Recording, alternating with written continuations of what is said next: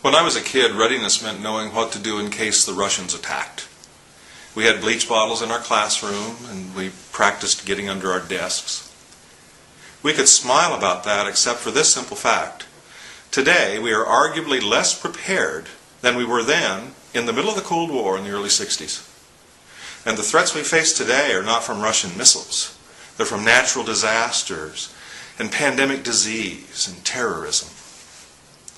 Erwin Redlener of the National Center for Disaster Preparedness says that the wake-up calls from 9/11 and Katrina weren't really wake-up calls after all.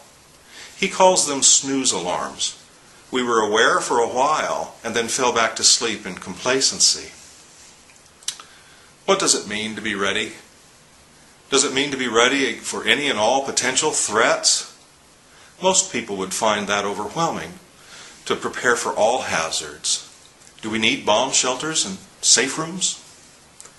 Readiness for disasters and the first step in readiness preparedness should be seen against a background of necessity and practicality. In fact, we should all be prepared with food, water, and first aid supplies to keep ourselves and our loved ones alive for the first 3 days after a disaster. 911 works very well, so long as most people aren't calling for help.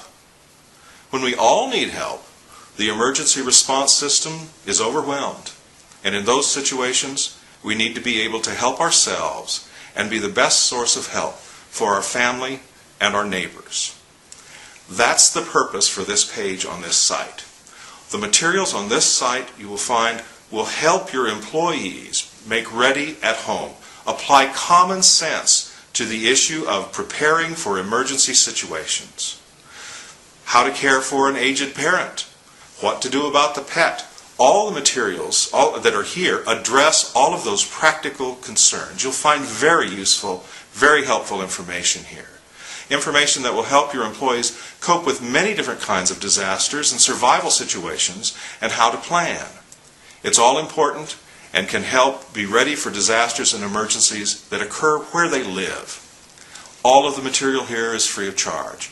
Just give us your email address and some basic information so we can provide you with the most useful and specific training materials you need.